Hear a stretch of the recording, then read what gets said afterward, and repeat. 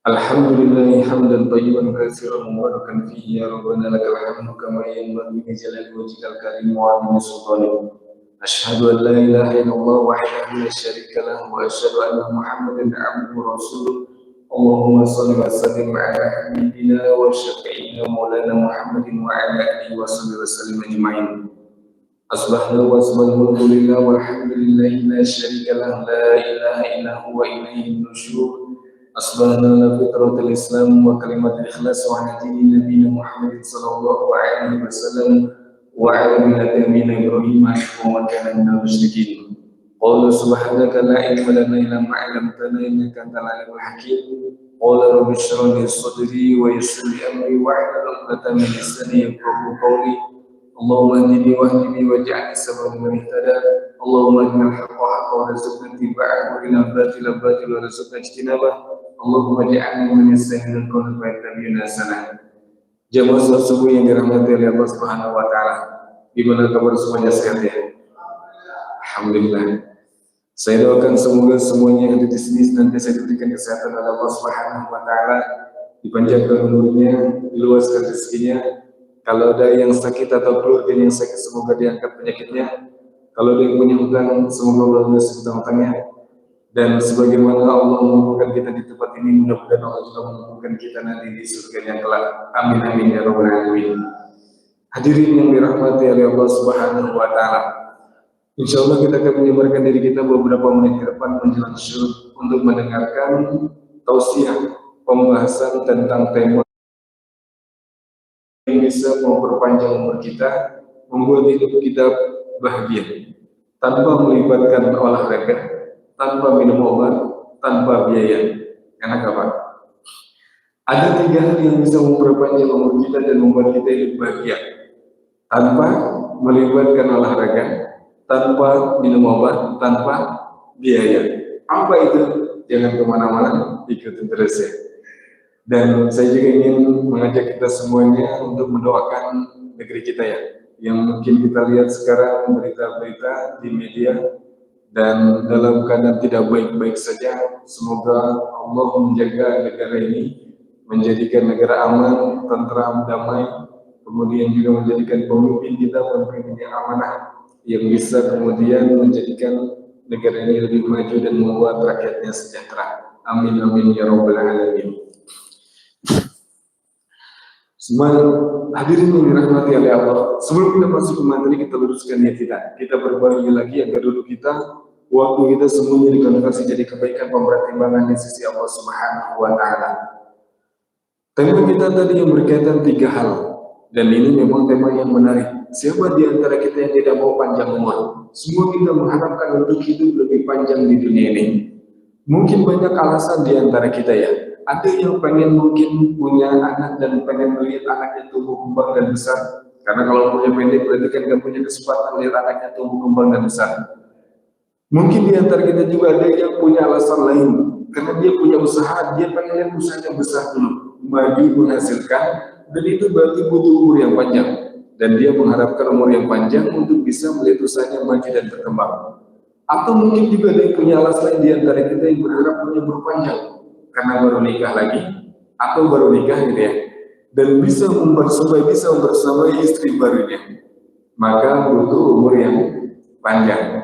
Terlepas dari itu semua, Rasulullah SAW juga memuji dalam sebuah hadis, sebaik-baiknya orang adalah orang yang panjang umurnya dan bagus amalnya, baik amalnya. Dan seburuk-buruknya orang yang panjang umurnya dan buruk amalnya. Maka bolehkah kita mengharap panjang umur? Ya boleh. Dan kita niatkan ya, niat yang terbaik supaya umur yang panjang ini bisa menjadikan kita punya kesempatan lebih banyak untuk beramal, untuk beribadah kepada Allah Subhanahu wa taala sesuai dengan hadis yang tadi. Sebaik-baiknya orang di antara kalian adalah orang yang panjang umurnya dan baik amalnya, dan orang yang buruk ada di antara kalian orang yang panjang umurnya dan buruk amalnya. Hadirin yang dirahmati oleh Allah Subhanahu wa taala, mungkin ada yang bertanya-tanya di antara kita, bukannya umur itu merupakan sesuatu yang sudah ditakdirkan oleh Allah Subhanahu wa taala, tidak akan berubah dan tidak akan bertambah? Memang kebanyakan pendapat ulama mengatakan seperti itu, Tapi juga ada yang mengatakan sebagian ulama umur itu bisa bertambah berdasarkan beberapa hadis ya. Di antaranya Rasulullah SAW pernah mengatakan, la yarudul qadar illa doa. Tidak ada yang bisa merubah takdir kecuali doa. Maka doa ini kekuatannya luar biasa, bisa bertarung dan bisa menjadikan merubah takdir dengan doa sesuai dengan hadis Rasulullah SAW. Kemudian juga Rasulullah SAW pernah berdoa kepada Anas bin Malik. Anas bin Malik waktu kecil dibawa ibunya menghadap Rasulullah SAW dan beliau diserahkan untuk menjadi pembantunya Rasulullah SAW. Ibunya kemudian nitip, ya Rasulullah doakan dia. Maka Rasulullah SAW mendoakannya. Di antara doanya, Allahumma aksir malahu wa waladahu wa barik lahu fi wa tawil umrahu. Ya Allah, panjangkanlah umurnya, banyakkanlah anaknya, dan juga banyakkan hartanya. Dan kalau kita lihat ya, melihat di antara sahabat yang terakhir-akhir meninggal dunia, di antaranya adalah Anas bin Malik. Beliau umurnya lebih dari 100 tahun. Nah, jemaah yang dirahmati oleh Allah, terlepas dari perbedaan pendapat tentang masalah umur, apakah dia bertambah atau enggak, yang jelas dua-duanya merupakan misteri. Dua-duanya merupakan misteri, baik yang mengatakan bertambah maupun yang mengatakan tidak bertambah. Dan kita nggak ada yang tahu kan umur kita berapa. Namun terlepas dari itu, kita dituntut untuk berikhtiar, berusaha melakukan ikhtiar semakin mungkin, semaksimal mungkin sebagai kewajiban kita sebagai manusia. Nanti memang takdir Allah yang menentukan. Jadi mau ngambil pendapat manapun, dua-duanya tetap misteri. Kita hanya berusaha melakukan ikhtiar semaksimal mungkin seperti yang diperintahkan kepada kita. Hadirin kaum muslimin yang berbahagia, terus apa 3 hal yang bisa memperpanjang umur, membuat hidup kita lebih bahagia? Karena semuanya pengen untuk memiliki umur yang panjang dan hidup bahagia. Ini diambil dari sebuah makalah yang disampaikan oleh cendekiawan Suriah, namanya Syekh Abdul Daim Al-Kahil. Beliau mengatakan ada 3 hal ya yang bisa memperpanjang umur dan membuat hidup kita lebih bahagia, tanpa melibatkan olahraga, tanpa minum obat, tanpa biaya. Tapi disclaimer dulu ya, bukan berarti kemudian melarang untuk atau menghindarkan atau tidak mengajak untuk olahraga. Yang sudah terbiasa olahraga ya dilanjutkan ya. Tapi hal ini, 3 hal ini memang tidak berkaitan dengan olahraga, tapi sesuai fakta ilmiah. Jadi sesuai fakta ilmiah disebutkan di dalam Al-Quran dan dipraktikkan oleh Rasulullah SAW. Apa itu hal yang pertama yang bisa membuat kita panjang umur, hidup kita lebih bahagia? Yang pertama adalah kita mesti harus senantiasa memiliki sikap optimis. Kita selalu punya harapan dan tidak pernah berputus asa, alias pesimis. Dan ini juga disebutkan di dalam Al-Quran. Jadi sebesar apapun masalah kita, mungkin ada yang ditimpa atau musibah, mungkin ada yang mengalami sakit yang belum sembuh-sembuh, atau mungkin masalah keluarga dan yang lain sebagainya, maka kita harus senantiasa optimis ya. Jadi optimis ini kunci panjang umur dan membuat kita lebih bisa hidup bahagia. Dan kebalikannya, orang yang pesimis punya potensi umurnya lebih pendek dan tidak punya hidup bahagia. Dan ini disebutkan di dalam Al-Quran. Banyak di antara ayat Al-Quran yang mendorong kita untuk senantiasa optimis, tidak boleh berputus asa. Di antaranya dalam surat Az-Zumar Allah mengatakan, "Qul ya ibadiyalladzina asrafu ala anfusihim la taqnatu min rahmatillah." Wahai orang-orang yang lalai terhadap dirinya, la taqnatu min rahmatillah. Janganlah kalian berputus asa dari rahmat Allah Subhanahu wa taala. Jadi ada larangannya, larangan putus asa disebutkan dalam surat Az-Zumar. Dalam surat Yusuf yang berkisah Nabi Yusuf, Nabi Yakub alaihissalam punya jawaban yang luar biasa. Anak kesayangannya Yusuf alaihissalam ya dikabarkan meninggal dunia, mati diterkam serigala. Tapi beliau karena melihat indikasi ada kemungkinan masih ada harapan, beliau melihat ini semuanya sebagai harapan yang tetap harus jadi optimisme di dalam dirinya. Maka kemudian Allah mengabadikan juga ucapannya di dalam Al-Quran dalam surat Yusuf, la tayasu min rohillah innahu la ya'asu min rohillah ilal qawmul kafirun. Janganlah kalian berputus asa dari rahmat Allah. Sesungguhnya orang-orang yang suka berputus asa adalah orang-orang kafir. Jadi memang ada penegasan tidak boleh punya sifat atau sikap putus asa ya. Dan kebalikannya kita dituntut untuk optimis. Hadirin yang dirahmati Allah, dalam surat yang sering kita dengar, dalam juz 30, juga ada ayat yang mendorong kita untuk senantiasa optimis.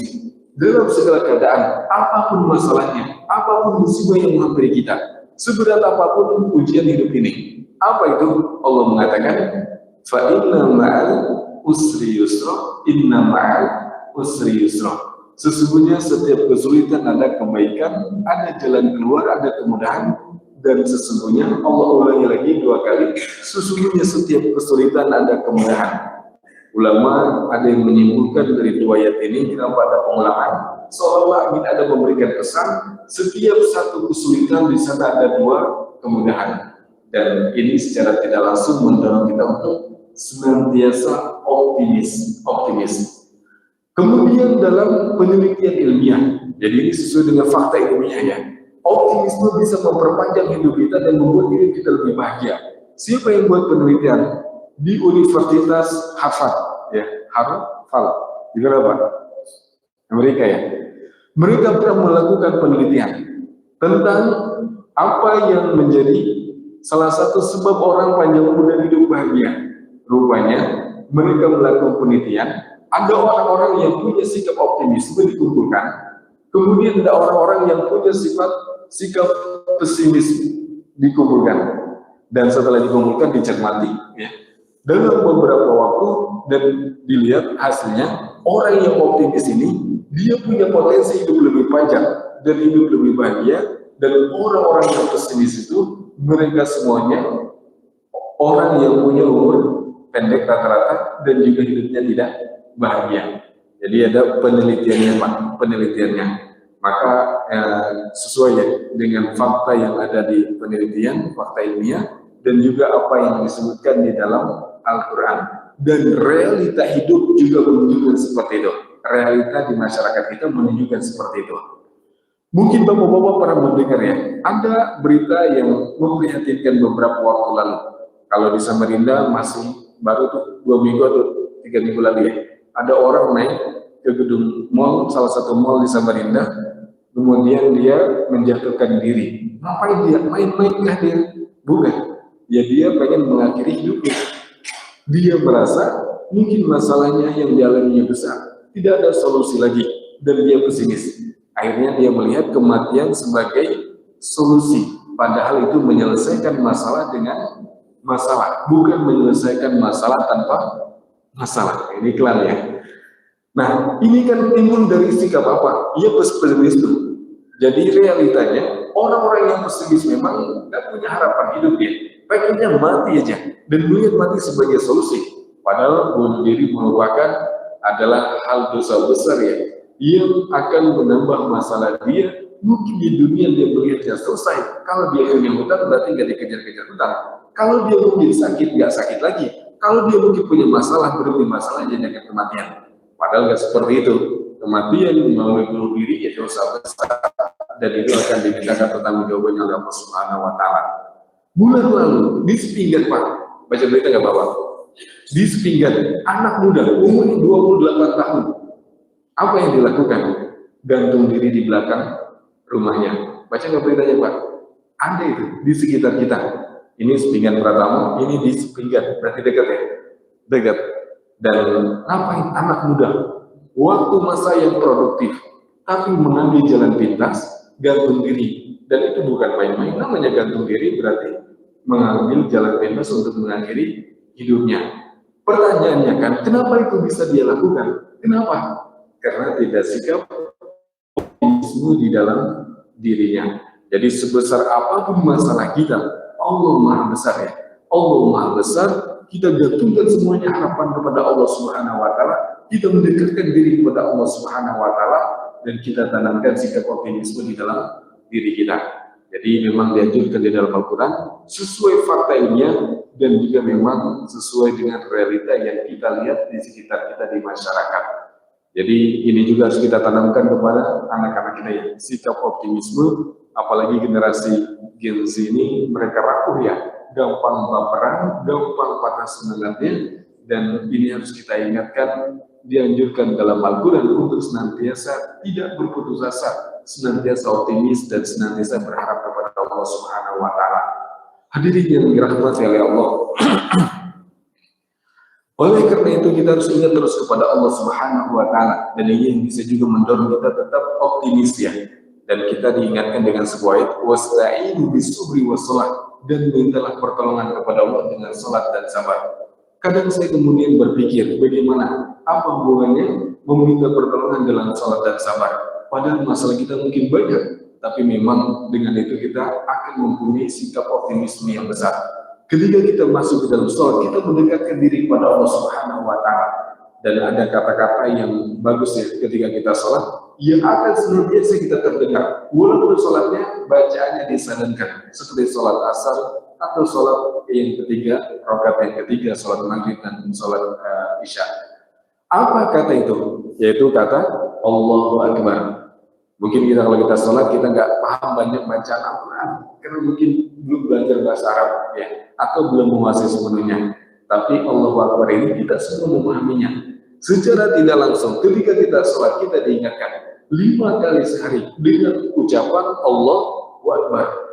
Jadi secara tidak langsung, mungkin masalah yang kita alami besar, sakit yang kita alami juga besar, dan juga masalah yang lainnya besar. Tapi Allahu Akbar, Allah Maha Besar, Allah lebih besar dari penyakit kita, Allah lebih besar dari masalah kita, dan Allah yang bisa dijadikan kita tempat tergantung, karena Allah Maha Kuasa atas segala sesuatu. Ini yang pertama ya, yaitu senantiasa sikap optimis apapun yang kita hadapi. Kemudian yang kedua apa? Hal yang bisa memperpanjang umur kita dan membuat hidup kita lebih bahagia. Apa itu? Beliau mengatakan yang kedua adalah selalu berusaha menjaga hubungan baik dengan orang sekitar, baik di rumahnya, maupun di tetangganya, maupun di lingkungan tempat kerjanya. Orang yang punya hubungan baik dengan orang sekitar, mereka punya potensi hidup lebih panjang dan hidup lebih bahagia dibandingkan dengan orang yang punya hubungan buruk dengan orang sekitarnya. Dan ini rupanya juga diperintahkan di dalam Al-Quran. Apa ayatnya? Dalam surat An-Nisa ayat 36, Allah mengatakan, wa'budullaha wa la tusyriku bihi syai'a. Sembahlah Allah dan janganlah kalian menyekutukannya dengan sesuatu apapun. Ini hubungan vertikal, hubungan kepada Allah. Berikutnya Allah melanjutkan firman-Nya, wa bil walidaini ihsana. Berbuat baik kepada orang tua. Siapa lagi? Wa bidil qurba, kerabat, wal yatama, anak yatim, wal masakin, orang miskin. Wal jaril qurba, tetangga yang dekat, wal jaril junubi, tetangga yang jauh, wal bisabil, was sahibi bil jam, dan juga teman sejawat, wal bisabil, dan orang-orang yang terlantar di jalan.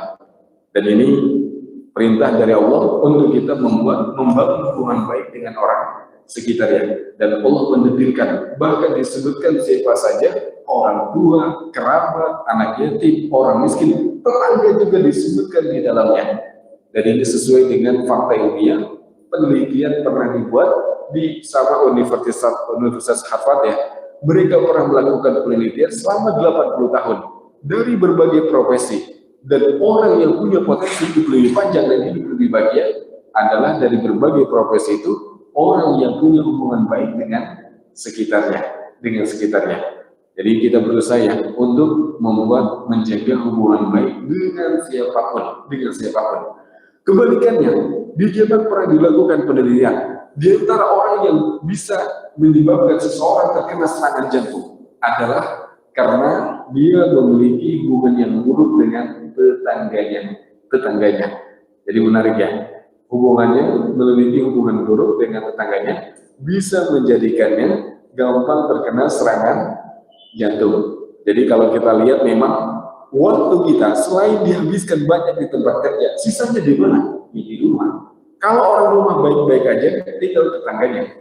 Tapi kalau tetangganya kurang baik, hubungannya kurang harmonis, maka setiap hari dia akan melihat dan merasakan hubungan yang tidak baik ini dengan tetangganya.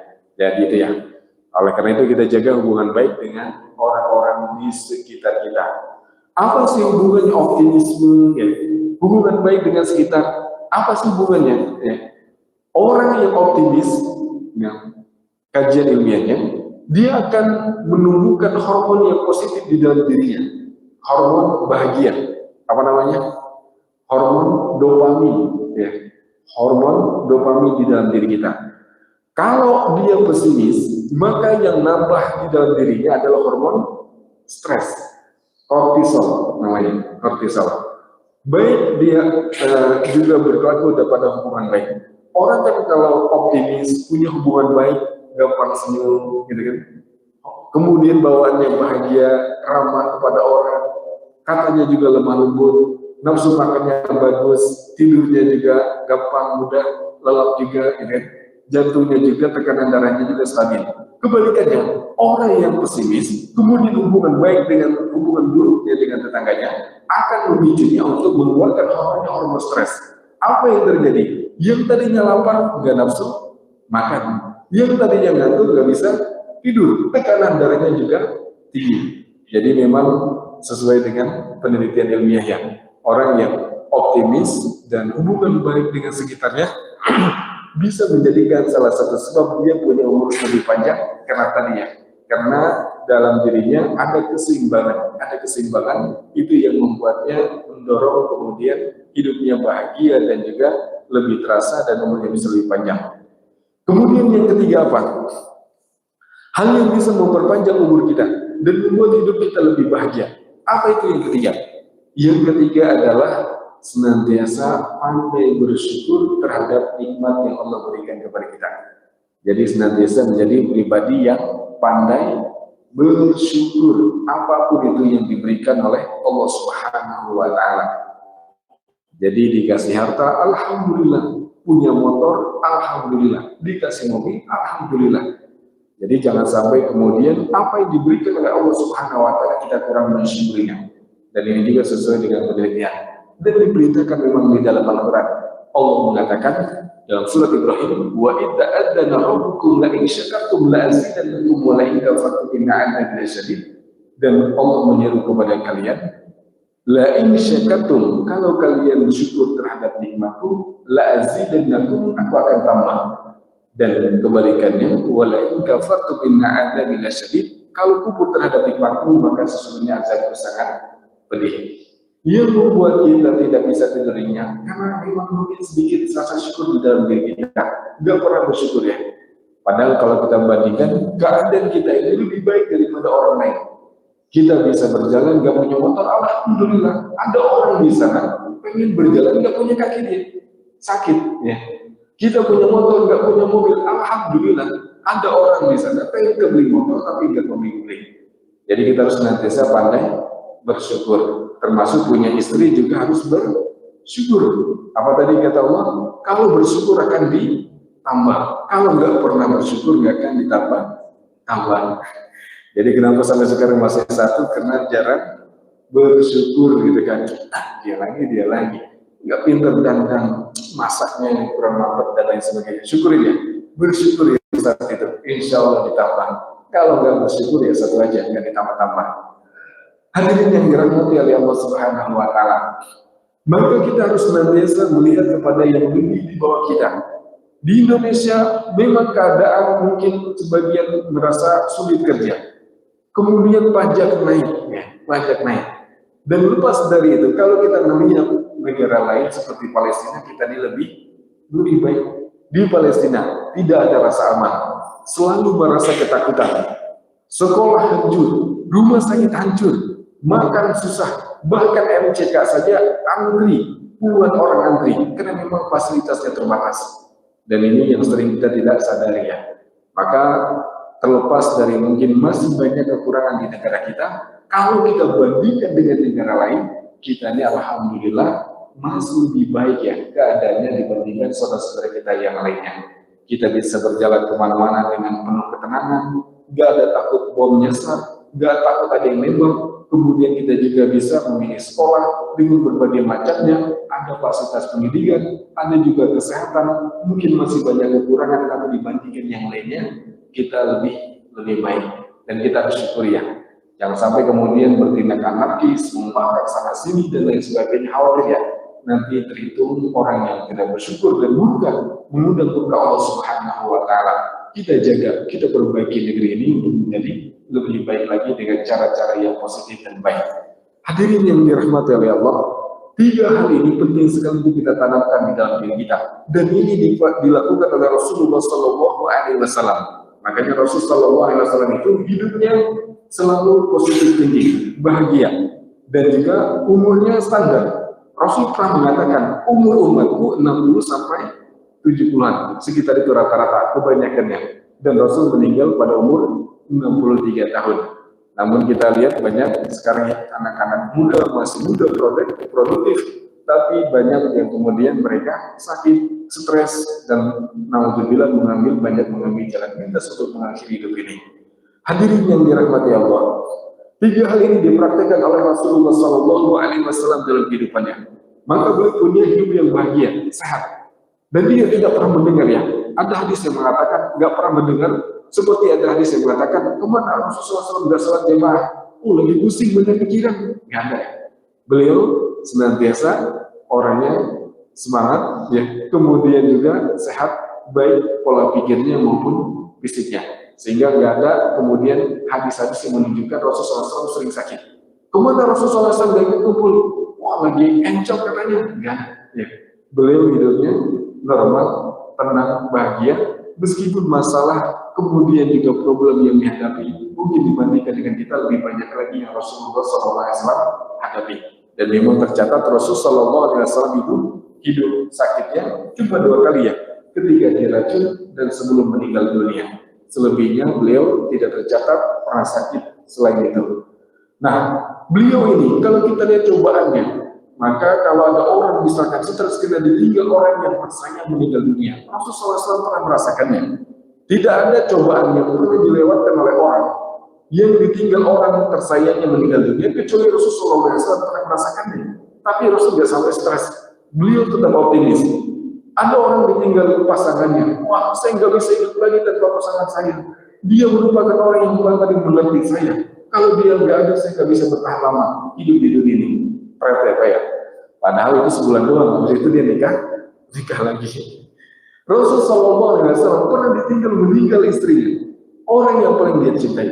Ya, tapi beliau tetap positif tinggi, ya, husnuzon kepada Allah Subhanahu Wa Taala. Ada orang yang ditinggal meninggal anaknya, stres dia, anak yang paling dia sayangi. Rasul juga pernah ditinggal meninggal anaknya, bahkan anak laki-lakinya meninggal semua. Kemudian ada orang yang ditinggal orang tuanya, Rasulullah SAW juga pernah merasakannya. Ada orang yang ditinggal oleh saudaranya, Rasulullah SAW juga pernah dirasakan ditinggal saudaranya.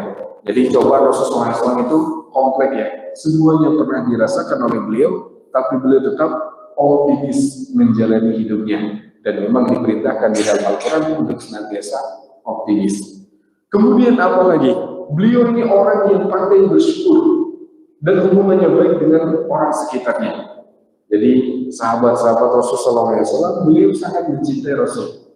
Bahkan mereka tuh rela mati untuk Rasulullah SAW. Bukan kebalikannya. Ada orang mati di tangan orang terdekatnya. Alhamdulillah ya. Dan kita saksikan banyak berita-berita, termasuk di Balikpapan baru-baru ini ada orang dibunuh. Dan ini sesuatu yang memprihatinkan. Dia membunuh bukan orang lain, tapi temannya sendiri. Ada dalam berita suami dibunuh oleh istrinya. Ada juga istri dibunuh oleh suaminya. Ada anak membunuh orang tuanya. Ada orang tua juga membunuh anaknya. Alhamdulillah ya. Orang yang terdekat, yang seharusnya menjadi orang yang melindungi kita, menjaga kita, membawa kebahagiaan kepada kita, tapi rupanya di sebagian tempat menjadi ancaman bagi mereka. Dan ini kenapa? Kenapa dibuat hubungan baik dengan sekitar tidak dijaga. Jadi kita jaga hubungan baik dengan sekitar, dan kita jadikan orang sekitar kita ya orang yang bisa melindungi kita, membawa kebahagiaan kepada kita. Rasulullah SAW itu pandai bersyukur. Padahal kehidupannya juga nggak seperti kita. Beliau juga pernah hidup lapar. Disebutkan dalam hadis yang sahih, Bunda Aisyah pernah menceritakan, kami pernah melewatkan 3 bulan purnama, berarti 60 hari ya, 2 bulan. Dan dapur Rasulullah SAW itu enggak menyala, enggak berburuk. Sahabat sampai heran, terus kalian makan apa katanya? Makan apa? 2 bulan enggak masak, dapurnya enggak nyala. Maka Rasulullah Aisyah mengatakan, kami cuma makan aswadan, kurma dan air. Ya, kurma dan air. Ada nggak di antara kita? 2 bulan gitu, nggak ada apa-apa di rumah, cuma makan kurma dan air. Ya, dan itu pernah dirasakan oleh Rasulullah SAW. Rasul tetap bersyukur.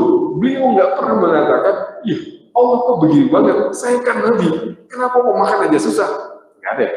Kok Allah nggak pengertian sama saya kan rajin tiap bulannya, kok rezekinya pas-pasan banget, makan aja susah? Nggak ada ya. Rasul nggak pernah mengucapkan seperti itu. Bahkan Rasul itu qiyamulailnya sampai berdarah-darah, dan Bunda Aisyah mengatakan, kenapa harus banyak qiyamulail seperti ini? Padahal dosanya setiap dari yang lalu dia akan datang. Dan jaminannya surga.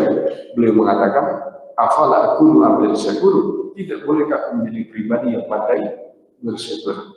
Jadi senantiasa bersyukur ya. Rasulullah SAW hidupnya juga pernah merasakan kesusahan. Teman saya waktu kuliah, orang Malaysia, membaca hadis ini dia penasaran, bisakah bertahan 2 bulan minum air dan kurma doang, gitu kan? Coba sama dia, nggak makan nasi, nggak makan roti, nggak makan apa-apa, cuma kurma dan air. Apa yang terjadi Pak? Hari pekan pertama dia saja. Terus kesananya, badannya mulai kencang dia, makannya cuma kurma dan air. Yang tadinya gemuk jadi kencang semua kulitnya, karena memang makannya cuma kurma dan air. Dan bagaimana Rasulullah SAW melakukan itu selama 2 bulan. Ya, teman saya aja baru beberapa waktu sudah kerasa perubahannya, menjadi badannya kencang-kencang karena makannya cuma kurma dan air. Dan itu pernah dilakukan oleh Rasulullah SAW selama 2 bulan. Rasulullah pandai bersyukur, walaupun mungkin kehidupannya juga sederhana. Beliau ini pernah disebutkan dalam sebuah hadis sahabat dalam riwayat Imam Tirmidzi ya. Ketika Rasulullah SAW tidur siang, bangun, maka bekas tikarnya itu nempel di wajah Rasulullah SAW. Kalau kita di kampung itu biasanya dulu ada tikar ya, tikar pandan tuh atau tikar plastik ya, dan sering dijadikan alas tidur. Kalau tidur agak lama biasanya membekas nih Pak, kelihatan, gitu, habis tidur. Kalau bapak-bapak di sini kayaknya kalau tidur walaupun lama nggak ada bekasnya ya, tidurnya di karpet yang empuk, di kasur yang empuk ya. Tapi Rasul pernah tidur di karpet, di tikar. Tikarnya itu ya membekas di wajah Rasulullah SAW. Sahabat kemudian mengatakan, ya Rasulullah, tidaklah kami siapkan tempat yang baik, tikar yang halus untuk kau tidur ya Rasulullah. Prihatin, Rasul nih, pemimpin negara, panglima, ulama juga, tidur di tikar yang membekas di wajahnya. Maka Rasulullah SAW mengatakan, apa hubunganku dengan dunia? Apa kaitanku dengan dunia? Aku di dunia ini seperti orang yang berkendara, bangkit di sebuah pohon, kemudian setelah itu akan pergi lagi meninggalkan dunia ini.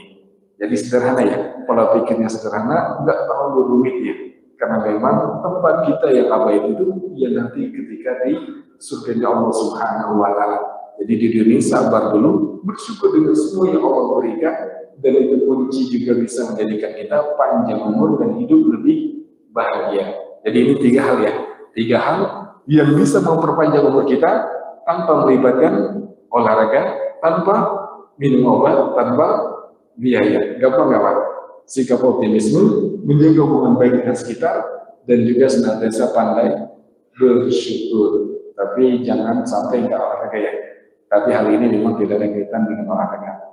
Walaupun akan soal begini aja yang saya sampaikan, mudah-mudahan bisa menambah ilmu kita dan bisa menambah umur kita ya, umur kita lebih panjang dan hidup kita lebih bahagia. Sebelum ditutup mungkin ada yang ditanyakan, diskusikan, monggo silakan.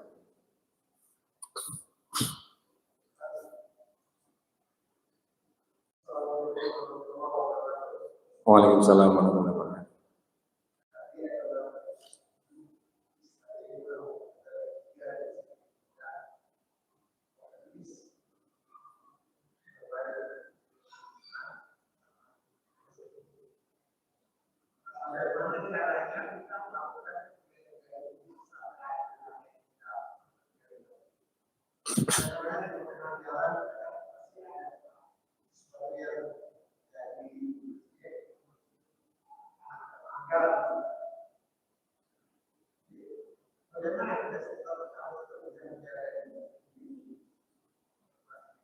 Ya.